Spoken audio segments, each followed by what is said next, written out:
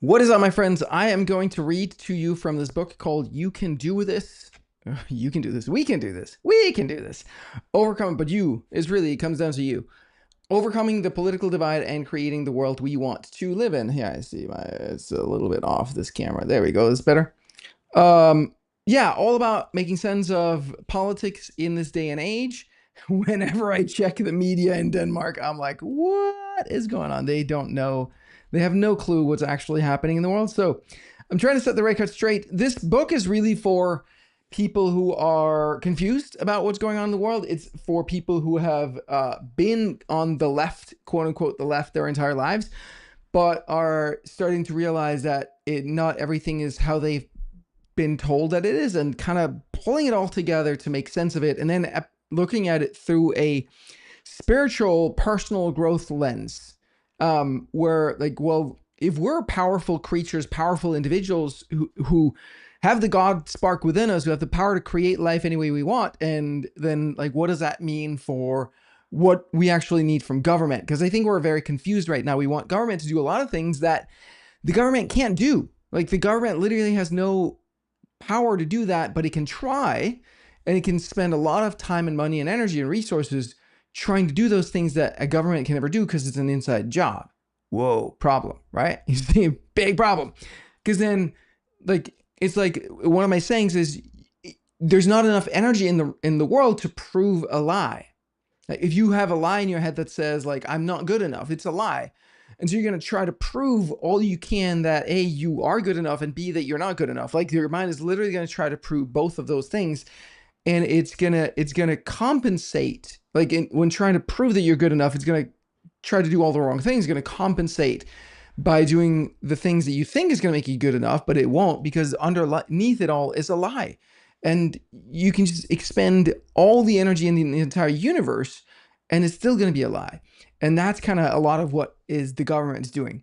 So I'm doing a live reading of all of the chapters in the book, and we've gotten to the chapter titled Happy on page 182. So here we go. You guys ready? All right, let's do it. Happy. Like I said at the beginning, I think we can all agree that we want people to be happy, healthy, prosperous, and safe, with a healthy economy and a ditto planet. We want secure elections, secure borders, and an honest media that will hold everyone to account. Let's look at happy. What actually makes people happy? You live in your mind. One of my favorite spiritual teachers is Byron Katie. One of her core teachings is what she calls the work. It goes like this. Whenever you notice yourself being tense or suffering, there's always a thought in your head causing this suffering. Identify what it is. Typical example could be, he snubbed me, or they don't understand me, or they rejected me because of my race or sexuality or something, right? Or they don't allow me to be who I am, or I'm too fat, or I'm not going to have enough money. Or in the case of politics, it could be, he's Hitler, or they stole the election. Once you've identified the thought, you ask 4 questions and a turnaround. I'll demonstrate with the thought, they don't allow me to be who I am. It's important that you do this in writing, since the mind is slippery. Number 1, is it true? Is it true that they don't allow me to be who I am? Just a simple yes or no. 2, can you absolutely know that it's true? Go a step deeper, really wonder, can I absolutely know it's true that they don't allow me to be who I am? Again, a simple yes-no answer. We don't need no long explanations here. 3, oh, I have a footnote here, by the way. If you're honest here, the answer will always be no. David Hume taught us that. But it's important that you check in with yourself so it doesn't just become an intellectual exercise. All right, 3. How do you feel when you believe the thoughts? When you believe that they don't allow you to be who you are, how does that make you feel? What sensations do you notice in your body? Usually it'll be something like tense, tight, small, bad, etc. But really notice for yourself and put words to it. 4, how would you feel if you couldn't think the thought? If it just never popped into your head, how would that feel?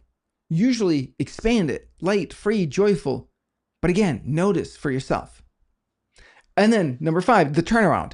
Turn it around as many ways as you can think of. For example, opposite, they do allow me to be who I am. Or to them, I don't allow them to be who they are. Or to the self, I don't allow myself to be who I am. Or to the self, I don't allow myself to be who I am.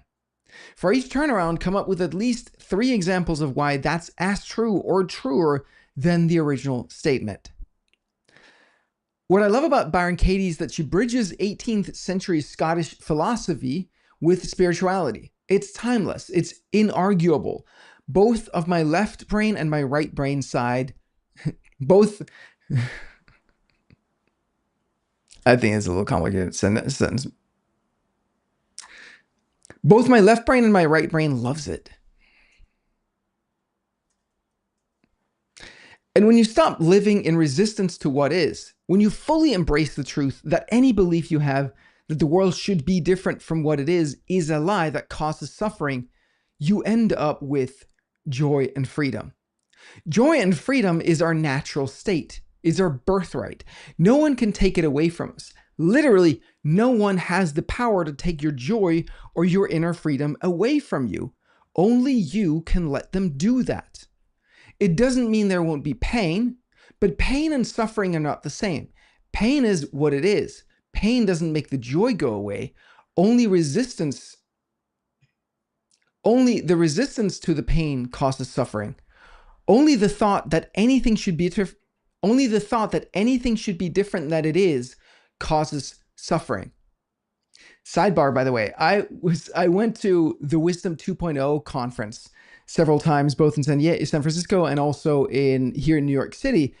And one of the things that I found so fascinating was that conference was so drippingly leftist, and they would teach all of these teachings, and Byron Katie was on the stage many times, and then they would have speakers who are like, Trump is Hitler, and it's bad, and it's terrible, and everything that's happening is awful, and we need to change the world, and white guilt, and like da-da-da-da-da, and all of those things. And whereas like, did you guys hear what Byron Katie just said? Like if you think that anything in the world should be different from how it is, you're insane. You're causing your own suffering. All right, back to the book. But think about this. We all are whole, complete, pure joy and freedom. That's inherent. It's who we are. No one can take that away from us but us. No one can take that away from us but us. So that's exactly what we do. We take it away from ourselves unconsciously, and we're so good at it. Unconsciously, we make up rules for ourselves saying that only when this and this and this happens will we allow ourselves to feel good again. Until this happens, I'll make myself feel miserable. Thank you very much. When I have enough money, then I'll feel worthy or good enough. When I've found my perfect mate, then I'll feel loved or safe. When I get the perfect body I see in all the perfume ads, then I'll feel attractive, sexy, and wanted. When I become a director or build $1 million or $1 billion business or have 3 kids or get that house or car or dog or go on that trip to Bali or become enlightened or open my heart or blah, blah, blah, blah, blah, then I'll finally fill in the blank. This is how the mind works. Do you see it? You're already whole and complete and perfect and in joy and bliss and harmony.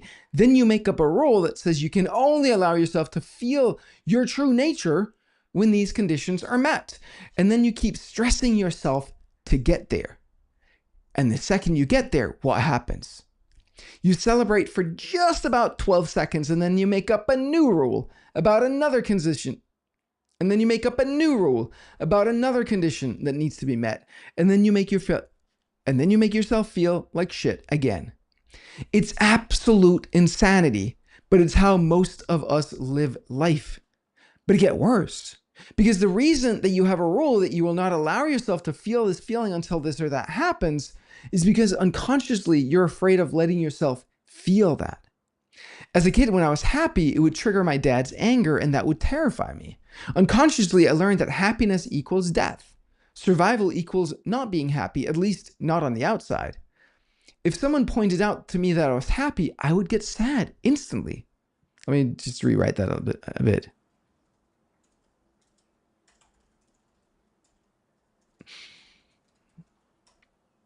As an adult, I discovered that if someone pointed out to me that I was happy, I'd get sad instantly.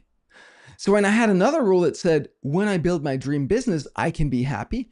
Can you see how my unconscious mind must make sure I never build that dream business? Because if I did, I'd be happy, and happy equals death. And since our unconscious mind is about 1,000,000 times more powerful than our conscious mind, it's going to win every time. Until we use our conscious mind to make the unconscious conscious, so the survival belief dissolves. So our rules often make it impossible for us to feel what we think we want to feel. Actually, let me rewrite this to put in the mind box language, actually.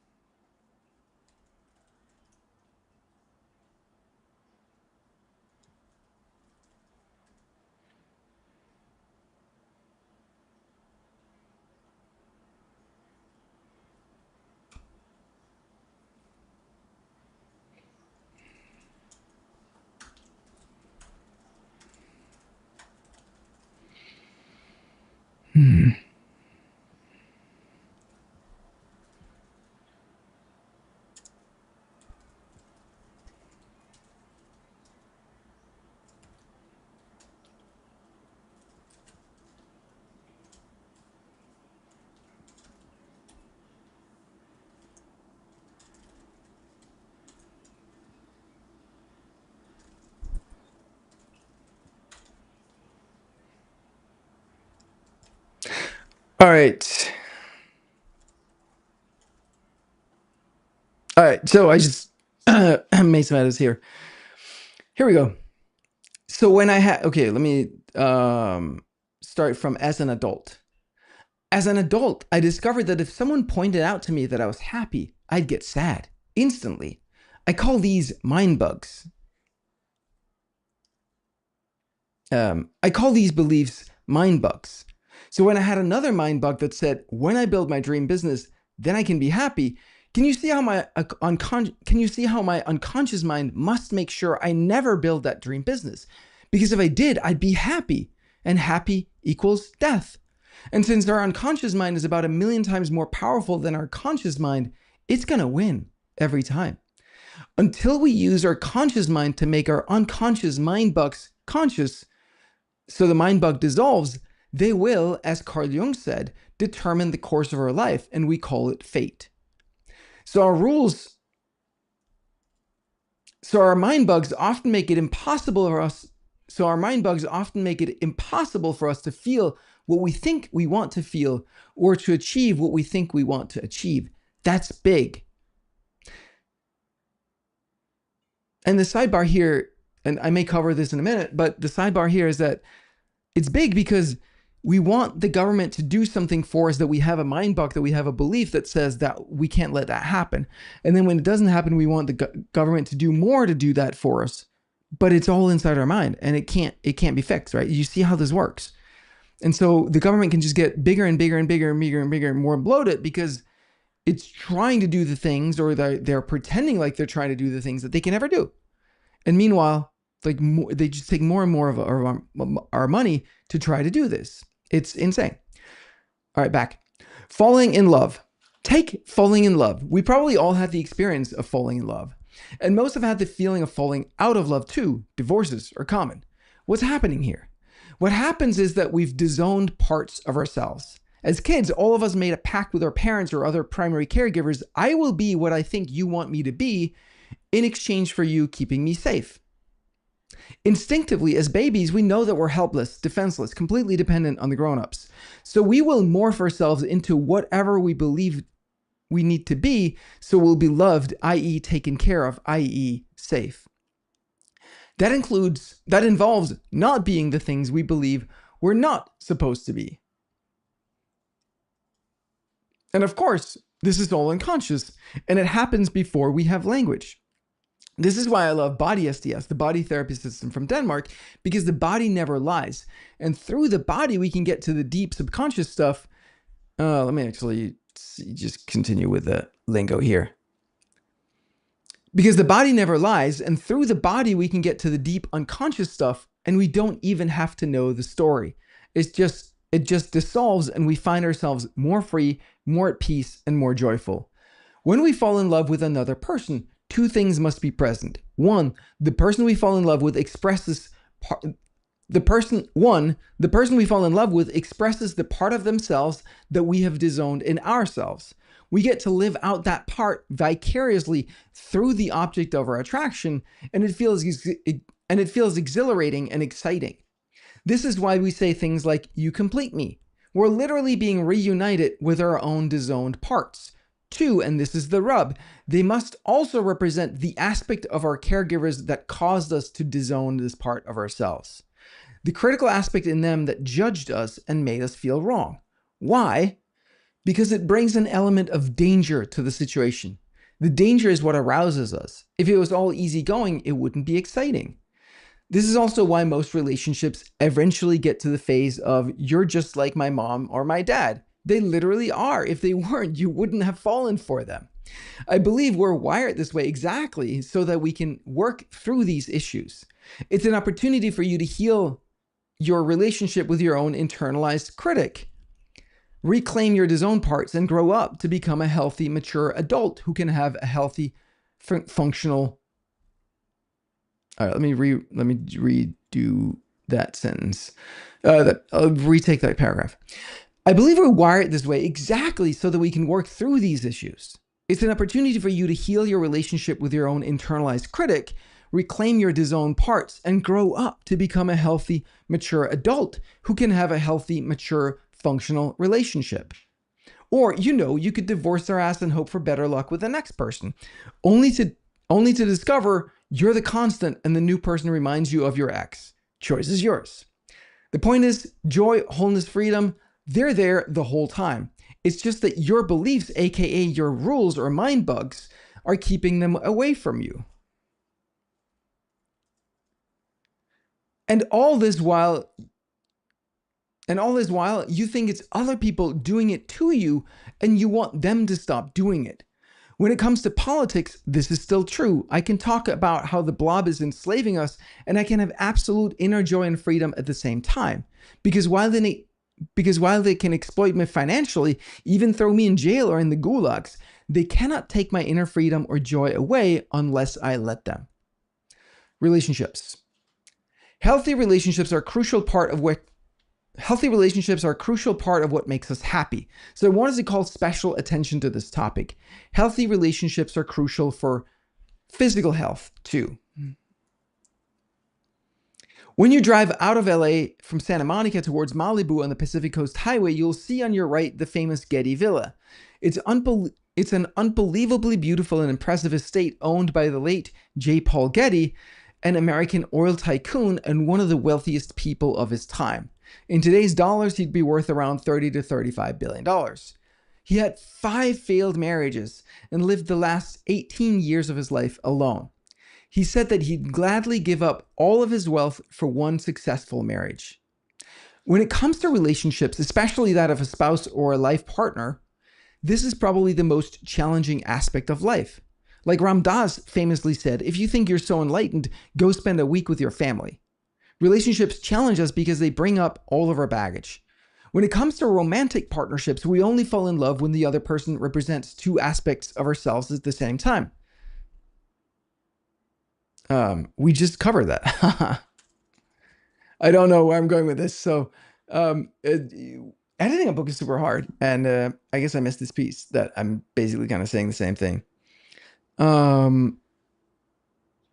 All right, I'm going to read it and we'll see where this leads. I may need to cut. As we just saw, when it comes to romantic partnerships, let me do that again. As we just saw, when it comes to romantic partnerships, we only fall in love when the other person represents 2 aspects of ourselves at the same time.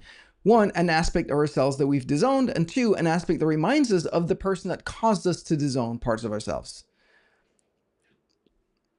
Falling in love is a feeling of being complete. The reason we feel this completeness is because the other person is fully expressing a part of us that we've disowned.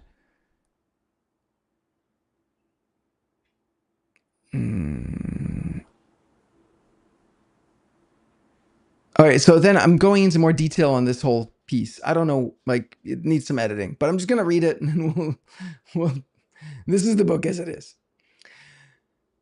For me, in my first marriage, she was really good at being social and building critical relationships with people out in the world. Early on, we were both enamored with a book titled Information Architecture, Blueprints for the Web by Christina Woodkey. She was in Silicon Valley and we were back in Copenhagen at the time. And so Christina seemed like a faraway celebrity. When we got word that Christina would be speaking at an event in Copenhagen, my ex reached out to her and invited her to stay at our house. My ex reached out to her and invited her to stay at our house. Christina accepted, and we built a friendship with her that eventually led me to start a business with Christina.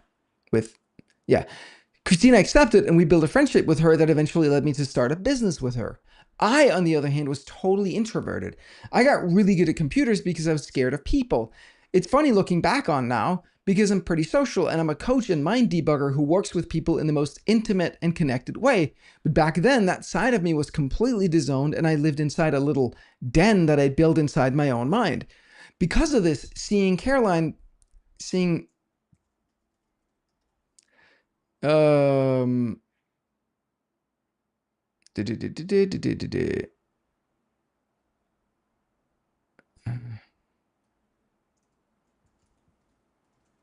yeah, all right. Because of this, seeing my former wife confidently go out and build these relationships was so attractive to me. But the other aspect that has to be there is the aspect that reminds you of the person that violated you, that made you feel wrong. This is what creates an element of danger which is required for that level of attraction. If it's all safe and happy, you don't get aroused in that way. The element of danger creates that uncertainty that, does she love me, does she not, element that keeps you on the edge, fully engaged. For me, my first wife reminded me of the part of my dad that I felt wasn't able to see me or embrace my spiritual and emotional side. That's what kept this feeling dangerous and alive. The purpose of a romantic relationship is to use our partner as an opportunity to heal, to reclaim the parts of you that you've disowned, and to make friends with the part of you that is the now internalized violator. In my case, to realize that I am in fact very good with people and don't need the emotional safety of my den and the voice inside of me that dismisses me the way I felt my dad used to. When we heal in this way, we become whole and we get to grow together into joy and love and freedom as a couple. But most people end up bickering. They live their disowned part vicariously through the partner, and the partner eventually grows tired of this. And we start complaining that you're just like my mother or you're just like my father. And then we break up and repeat.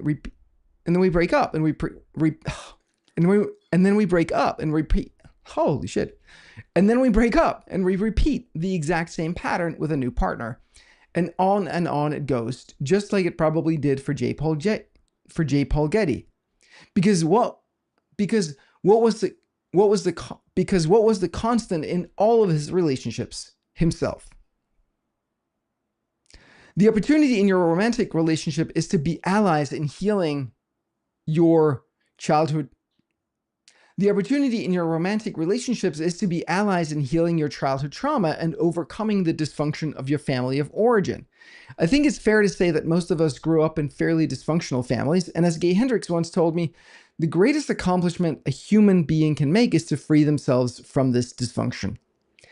Another key part of a successful romantic relationship is to understand and acknowledge the difference between the sexes. Men and women are different. They need different things from each other, and they offer different things to each other. My favorite teacher when it comes to all this is Alison Armstrong. I highly recommend that you check out all of her programs. In Scandinavia, where I'm from, it's long been the belief that men and women are equal and should share equally in responsibilities around the house and in the workplace, and it just doesn't work. People get so touchy about this stuff, but let me just state the way I see it. If you disagree, that's fine, but since this is my book you're reading, let me state my view based on my experience. Men and women are different. We each have masculine and feminine energies that we can access at different moments as needed. We can develop either side more or less. You can think of masculine as the energy that's focused, directed, and strategic. It has a goal, a strategy to get there, and it'll get super focused, put on blinders, and do whatever it takes to get there. The feminine, by contrast, goes around in spirals or circles, is about the adventure, the experience, and isn't going anywhere in particular. The masculine is the riverbanks. The feminine is the water. Feminine love holds acceptance for who you are. Masculine love is committed to who you could be. Both are awesome. We need both, yin and yang. Women can do most of what men can do, but they're wired to have more diffuse awareness where men are designed to be single-focused, and they'll usually not be fulfilled living that way.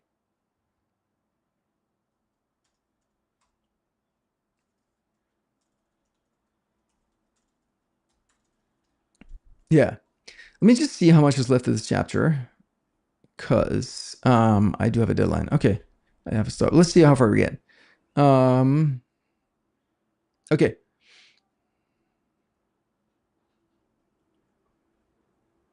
All right. Do this paragraph over again. Women can do most of what men can do, but they're wired to have more diffuse awareness where men are designed to be single-focused, and they'll usually not be fulfilled living the way men do. Men cannot do most things. Men cannot do the most important things women can, such as getting pregnant, and birthing a baby. On the other hand, women cannot do this without some contribution from men. The beautiful thing is that we need each other to provide what we ourselves cannot. And we do provide that. And when we do provide that to the other, both thrive. Most men thrive best when they live primarily in their masculine. Most women thrive best when they live primarily in their feminine. Romantic relationships work best when there's polarity where one party is playing the masculine role and the other is playing the feminine. For most of my life, I was very feminine. Someone called me a soy boy. I was weak physically and easily ruffled. I was an easy target for bullying because I took it personally and turned it inwards. I was not very physically active, instead focusing on my books and my computer. For the first half of my life, I was very emotionally shut down. Later on in life, when I started to open up emotionally, I went deeper into the feminine. Spirituality, feeling, visualization, lack of direction. And the more feminine I got, the more I craved the feminine. All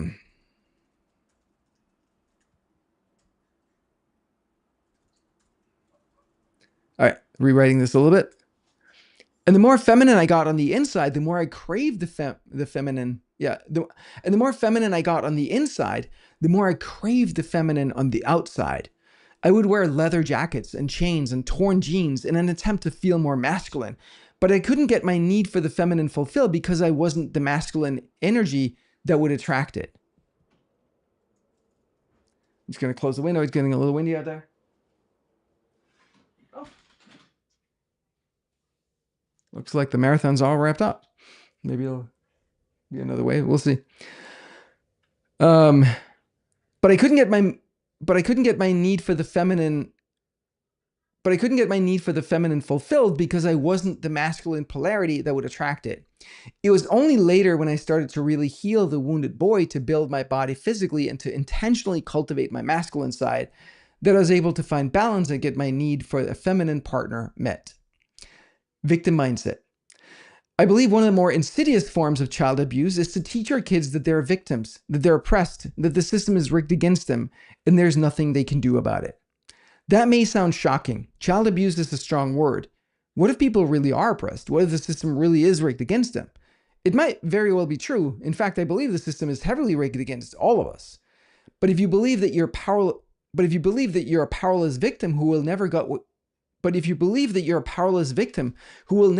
what you want, you'll stop trying. It'll make you argue for your limitations in your victim position. That's much worse than any rigged system. When you're in the victim role, you're resigned to the way things are, and you don't want nobody to come and tell you otherwise. What's the use even getting clear on what you really want or trying to make it happen? It's no use. It's impossible. The system is stacked against me. Might as well give up. But what if the world isn't rigged against you? Well, what if it is rigged against you, but you still have the power to overcome it, at least in part? I think it's fair to say that the media and the Justice Department is rigged against Donald Trump, but while he may complain about it, he doesn't let that stop him. He keeps on going. It makes him stronger. I don't think it's a coincidence that he grew up going to the godfather of positive thinking, Norman Vincent Peale's church, to hear him preach every Sunday. If you have luck-worthy goals, as my mentor Gay Hendricks so beautifully calls it, if you keep believing in yourself and you put in the effort, both internally on mindset and externally taking action out in the world, then chances are pretty good that you can achieve your dreams. even if the world is rigged against you. But not if you give up before you even get started because you believed in your own victimhood. What we want from our government. Here's the rub when it comes to government and politics. A lot of what we want our government and politicians to do for us is about righting wrongs that live inside of us, wrongs that nobody outside of us have the power to right. We want our government to make us feel safe, loved, accepted, whole, complete, wanted, joyous, happy, good enough, and all the rest of it. We want our government to fix our outer circumstances so we can finally feel the feelings we wish to feel, but that our own mind bugs won't allow us to feel. Ain't never gonna happen. It's all our own making that we don't already feel those feelings, and nothing in the outside world is gonna change that. It cannot. And yet, this is often what we want the government to do for us. We believe the lie that I can only be happy when X happens. Getting money, getting a degree, getting out of debt, getting health care, getting quote-unquote health, quote-unquote care, being seen, understood, respected, valued, accepted, validated. And we want the government to make that happen for us, not realizing that we're the only ones who can give us the feelings of safety, completeness, happiness, abundance, and bliss that we ultimately want, because we're the ones that made the mind bug that separated us from it in the first place. It's crazy, but this is how our mind works. You and your mind. Which leads me to a distinction I picked up from Peter Crone, a wonderful mind architect, aka spiritual teacher that I've been following, worked with, and learned a ton from.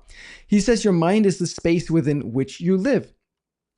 If you have a lot of clutter in your room, that dictates how you can move through that room. If you have a lot of clutter in your mind, that dictates how you can move through life.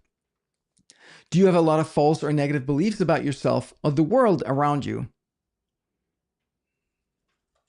Do you have a lot of false or negative beliefs or mind bugs about yourself or the world around you? Do you have a lot of old unprocessed feelings that you're afraid of feeling? These are going to dictate how you move through life. You live inside your mind. Everything in your life is a projection of what's going on in your mind. Everything. You can only see what your mind lets you see. We saw this when we talked about David Hume. If you believe you're lucky, you'll look for lucky coincidences and find them. If you believe you're cursed, you'll find evidence to support that. People say, I'll believe it when I see it, but the reality is that you can only see what you believe. But the reality is that you can only see what your beliefs allow you to see.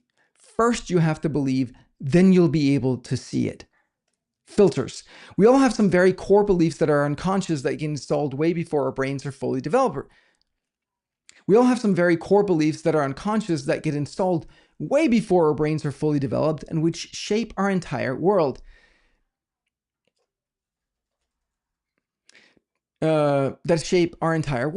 Peter Crone calls them contexts. Peter Crone calls them contexts. I like to think of them as mind bugs or filters. You may have seen me wearing yellow glasses. They're blue light blockers, but I also just like how they look. They go well with the yellow in my personal brand colors. The point is, when I wear yellow sunglasses, it changes the color of everything I see. If I was born with these glasses, if